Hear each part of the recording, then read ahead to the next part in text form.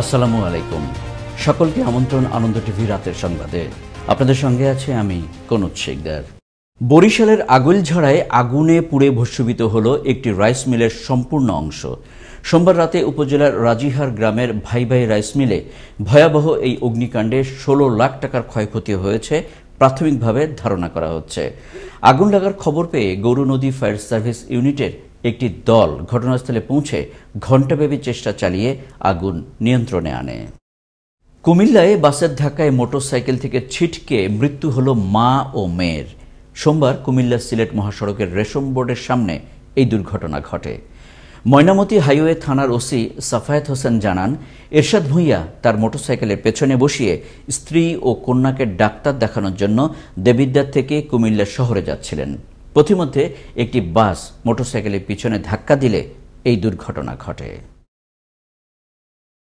সাক্ষী হিসেবে যুদ্ধাপরাধী মামলার বাদী হয়ে এলাকার নিরীহ মানুষদের মিথ্যে মামলা দিয়ে চাঁদা দাবির অভিযোগ উঠেছে গাইবান্ধা সদর উপজেলার সাহাপাড়ার নান্দিনা গ্রামের নুরুল ইসলাম নওশার বিরুদ্ধে। সামান্য কথা কাটাকাটির বিষয় নিয়েও এলাকার সাধারণ মানুষদের বিরুদ্ধে করা হয় জামাত শিবিরের সম্পৃক্ত থাকার অভিযোগ।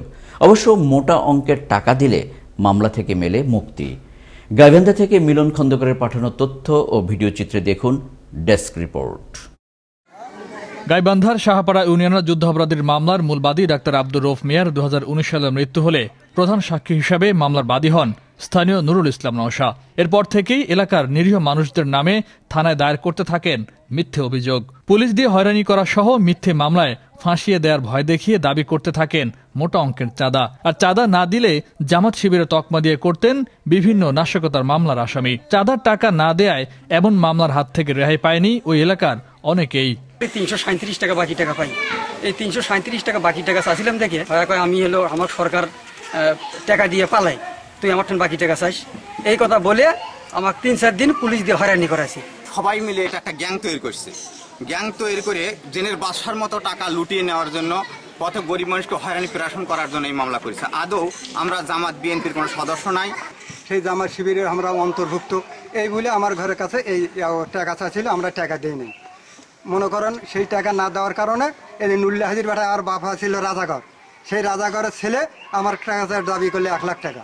এছাড়া পুলিশ এবং নওশার এমন কর্মকাণ্ডে হতাশা প্রকাশ করেছেন খোদ ওই ইউনিয়নের আওয়ামী লীগের সভাপতি রেকিয়াতুল ইসলাম রিঙ্কু।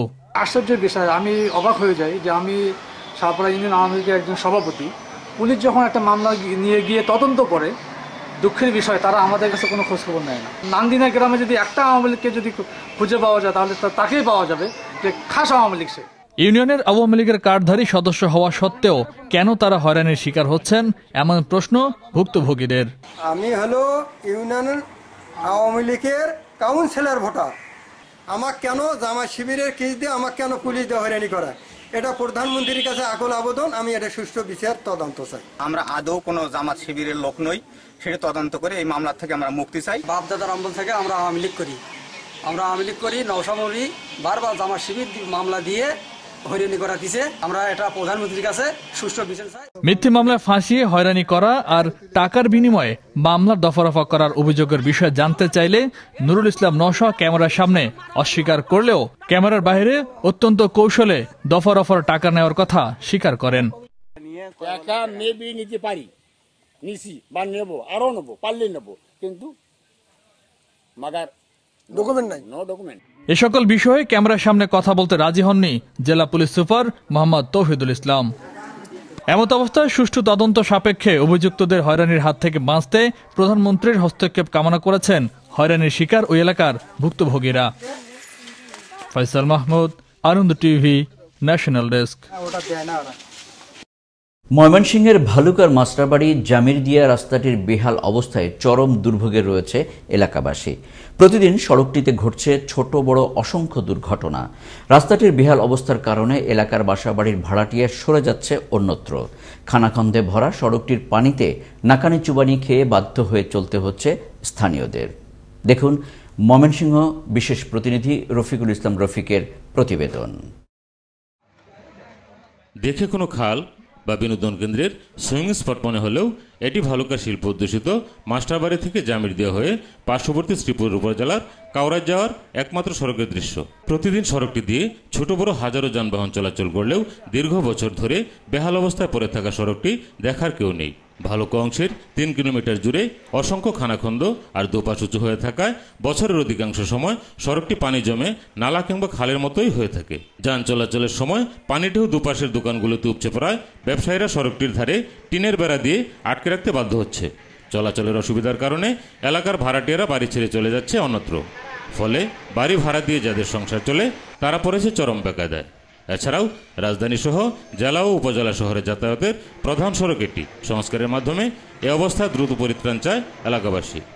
রুম সব সাইডে গেছে গা, রুমের মধ্যে মানুষ তাই না, আমরা কারেন্ট গ্যাস বিল হুদাই দিতেছি। হাজার হাজার মানুষ চলে প্রতিদিন এই রাস্তাটা, কয়েকশো ফ্যাক্টরি আছে, মানুষ চলাচল করে। প্রতি নির্বাচনে মেম্বার, চেয়ারম্যান, চেয়ারম্যান, এমপি পরিবর্তন হয়, কিন্তু আমাদের রাস্তাঘাটের কোনো উন্নয়ন হয় না। অসংখ্য খানাখন্দ ও পানিতে তলিয়ে থাকা সড়কটি দিয়ে চলাচল করার সময় প্রতিদিন দুর্ঘটনা কবলে পড়ছেন চালক ও যাত্রীরা। জানালেন ক্ষুব্ধ প্রতিক্রিয়া।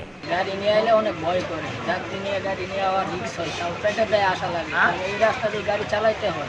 প্রতিদিন এই রাস্তাঘাট গাড়ি উল্টে, এই রাস্তায় প্রতিদিন 4-5টা উল্টে। অর্থের অভাবে ইউনিয়ন পরিষদ উদ্যোগী হয়েও সড়কটি মেরামত কাজ করতে পারেনি বলে জানালেন স্থানীয় জনপ্রতিনিধি। মানুষ চলাচল করতেই পারে না। এই রাস্তাটা অত্যন্ত গুরুত্বপূর্ণ ও অনতি বিলম্বে এই রাস্তার ড্রেন সহ মেরামতের জন্য আকুল আবেদন জানাচ্ছি। শিল্প এলাকার এই রাস্তাটি অত্যন্ত গুরুত্বপূর্ণ। চলতি অর্থ বছরেই সড়কটি সংস্কারে প্রয়োজনীয় পদক্ষেপ নেওয়া হবে বলে জানালেন স্থানীয় সংসদ সদস্য।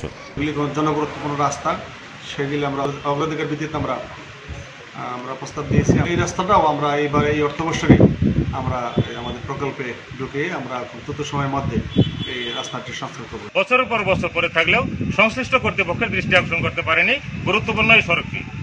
স্থানীয়দের দাবি ড্রেনেজ ব্যবস্থা সহ অবিলম্বে সড়কটি সংস্কার করে চলার উপযোগী করা হোক।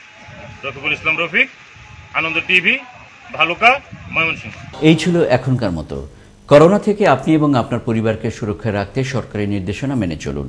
জরুরি প্রয়োজন ছাড়া বাসা থেকে বের হবেন না। আনন্দ টিভির সর্বশেষ সংবাদ এবং বিনোদন সবার আগে দেখতে www.facebook.com/anondotvbd পেজে যুক্ত হন। ধন্যবাদ সকলকে। শুভরাত্রি।